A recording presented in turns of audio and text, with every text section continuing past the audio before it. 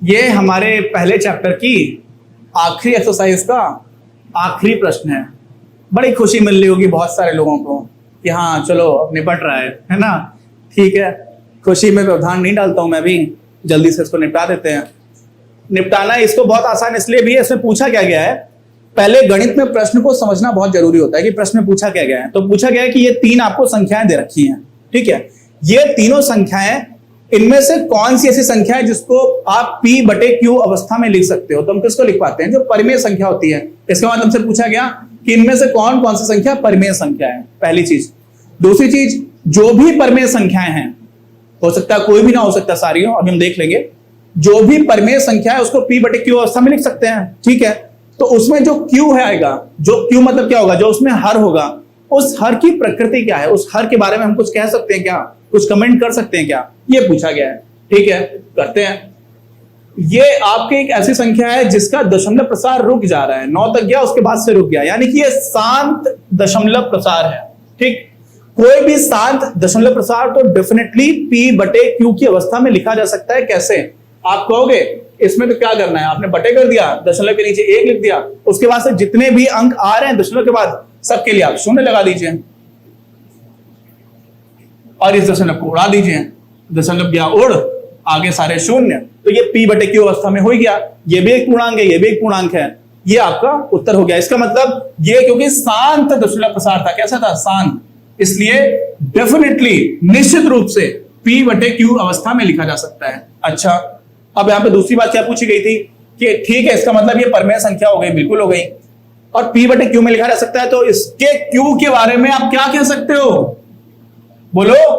हम लोगों ने अपने पहले और दूसरे क्वेश्चन में क्या देखा था, उसमें देखा था कि Q जो होगा यहां पर वो सिर्फ और सिर्फ 2 की घात m और 5 की घात n, इस तरह का नंबर होगा। ऐसा संख्या होगी जिसको सिर्फ 2 की घात और 5 की घात के गुणन के रूप में लिखा जा सकता है। कोई और अभाज्य संख्या यहां पर नहीं आएगी, सिर्फ और सिर्फ ये होगा जहां पर m और n क्या है राजा बाबू, m और n है आपके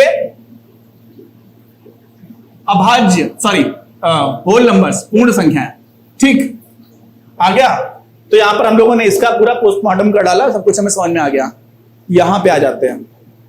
यहां पे देखो यार, एक पैटर्न बन रहा है। साड़ी होती है ना, साड़ियां है ना, चादरें होती है घर में, उनमें भी एक पैटर्न बन रहा होता है, कुछ डिजाइन बन रही होती है। वैसे एक डिजाइन यहां पर बन रही है। वो डिजाइन क्या है, आप देखो यहां पे क्या लिखा हुआ है, दशमलव के बाद 120, फिर क्या लिखा हुआ है 1200, फिर 12000, फिर 12440। ठीक है, तो ये आपको दिख रहा है यहां पर कि हाँ दशमलव 120 1200 1200, इस तरह का जो पैटर्न बन रहा है हम उसको रिकॉग्नाइज कर पा रहे हैं, हम उसको देख पा रहे हैं कि हाँ आगे क्या आएगा हम वो भी बता पाएंगे, हम एक प्रेडिक्शन कर पाएंगे। जैसे पाई है, पाई में जो पैटर्न बन रहा होता है वो हम नहीं बता सकते। पाई में क्या आता है यार, 3.14169226, हम नहीं बता पाएंगे कि आगे क्या आएगा, कोई पैटर्न नहीं बन रहा है। ठीक, नहीं बनता है, कोई भी पैटर्न नहीं बनता है। लेकिन ऐसा जरूरी नहीं कि सारे इररेशनल नंबर्स में कोई पैटर्न ना बने, पैटर्न बन सकता है, लेकिन पैटर्न जब रिपीट कर रहा हो, जैसा कि ये देखो, अभी इसको छोड़कर यहां पर आ जाओ, इसमें क्या हो रहा है, इसमें ये जो संख्या लिखी हुई है वो क्या लिखी हुई है, वो लिखी हुई है यार 43.123456789, ये लिखा हुआ है क्या। तो आपको यार इसमें और इसमें अंतर क्या रहा, ये तो एक ही रहेगी ना, यहां से मैंने 10 बता दिया तो सॉरी, यहां और यहां में क्या अंतर है, अंतर ये है कि यहां पर ये अंक फिर से रिपीट करते जाएंगे, 1 2 3 4 5 6 7 8 9, 1 2 3 4 5 6 7 8 9, और ये चलता रहेगा, कभी खत्म नहीं होगा। ये भी कभी खत्म नहीं होगा और ये भी खत्म नहीं होगा। तो ये दोनों कभी कभी खत्म होने वाले नहीं, यानी कि इसको हम लोग इंग्लिश में क्या बोलते हैं, नॉन टर्मिनेटिंग डेसिमल एक्सपेंशन को। दशमलव प्रसार को हिंदी में क्या बोलते हैं, अशांत है यार, ये शांत नहीं बैठेगा। अशांत और शांत अलग है थोड़ा सा, लेकिन मान लो शांत नहीं बैठेगा, ये चलता ही रहेगा, चलता ही रहेगा, और ये भी चलता ही रहेगा। तो दोनों अशांत हो गए, लेकिन दोनों के अशांत होने में भी एक अंतर है, अंतर है। अच्छा, ये मैंने पाई का लिखा हुआ था, चलो ये भी बता दूंगा आपको, क्यों लिखा था ये बताता हूं मैं आपको अभी। ठीक, लेकिन अब यहां पर फोकस कर लो। यहां पर क्या हुआ कि ये अशांत तो है, लेकिन इसमें आप कुछ अंक रिपीट कर जा रहे हैं। देखो 1 से 9 तक आएगा, वो फिर से 109 तक आ जाएगा, फिर से 109 तक आ जाएगा। तो इसका मतलब इसकी जो प्रकृति है वो कैसी है, आवर्ती है, यानी कि कुछ चीजों का रिपीटिशन हो रहा है, इंग्लिश में बोलते हैं उसको रिकरिंग। तो जब ये आवर्ती है तो ऐसी संख्याएं जिसका दशमलव प्रसार अशांत हो लेकिन आवर्ती हो, क्या हो, अशांत तो है लेकिन साथ में क्या है, आवर्ती है। तो ऐसी संख्याओं को भी हम लोग परमेयीकरण कर सकते हैं, उसको परमेय संख्याओं में लिख सकते हैं, जहां पर P बटे Q अवस्था में आ जाएगा। और जहां पर जो Q होगा ना, Q मतलब क्या, Q बोले तो हर, है ना। एम बोले तो मुन्ना भाई वाला याद कर लो। क्यू बोले तो क्या, हर, और हर जो होगा यहाँ का वो क्या हो जाएगा, 2 की घात m और 5 की घात n। इसके साथ साथ किसी और तरह की अभाज्य संख्या इसमें डेफिनेटली आ रही होगी।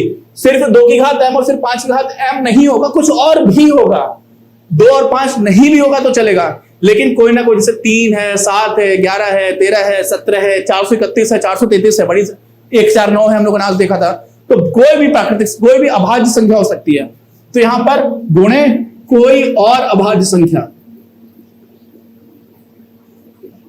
तो आप कहोगे एक बात यहां पर कि सर आप बोल रहे हो 2 और 5 नहीं भी हो सकता, तो आपने 2 की घात 5 और 2 की घात m और 5 की घात n क्यों लिखा?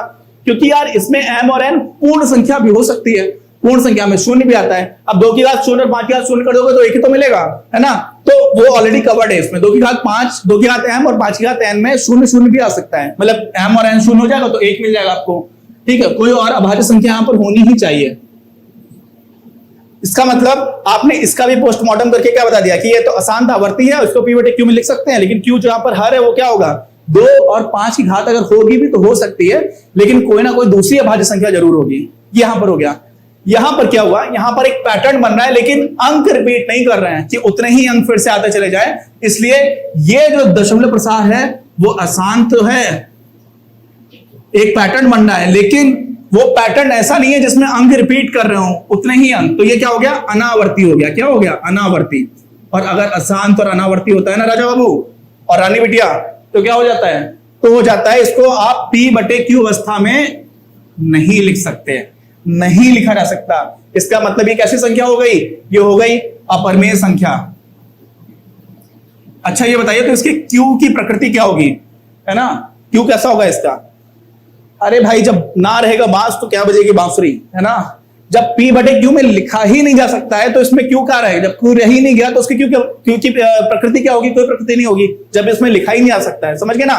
तो ये आपका अपरिमेय संख्या हो गई। अच्छा ये बताइए, मैंने ये पाई का जो मान था उसको थोड़ा थोड़ा लिखने की कोशिश क्यों की थी? यहां पर मैं ये बताने की कोशिश कर रहा हूं यार कि सारी अपरिमेय संख्या ऐसे नहीं है कि जिसमें पैटर्न ना बन रहा हो। यहां पे देखो आपको पैटर्न बनता हुआ दिखाई पड़ रहा है, 1 0 है, फिर 2 बार 0 है, फिर 3 बार 0 है, यानी कि बहुत सारी अपरिमेय संख्याएं ऐसी भी होंगी जिसमें ये पैटर्न बन रहा होगा, ठीक। यहां पे पैटर्न बन नहीं रहा है, लेकिन दोनों में ही जो सबसे इंपॉर्टेंट चीज है वो क्या है कि दोनों ही अशांत है। ये भी अशांत है, ये भी हमेशा चलता रहेगा, ये भी अशांत हो गया। दोनों ही अनावर्ती हैं, वही सेम डिजिट्स रिपीट नहीं करेंगे। एक पैटर्न हो सकता है लेकिन वो सेम डिजिट्स रिपीट नहीं करेंगे, और यहां पर तो वो भी नहीं है ना। तो यहां पर क्या हो जाएगा, यहां पर आप बता पाओगे कि इसका, अगर आप मुझसे पूछते हो, मान लीजिए आज आपने मुझसे पूछा कि इसका 10 लाखवां है ना, सोचिए कितनी बड़ी सीरीज बनेगी। 10 लाखवां डिजिट, यानी कि क्या बोलेंगे उसको, हिंदी में क्या बोलते हैं डिजिट को, अंक, कौन सा होगा?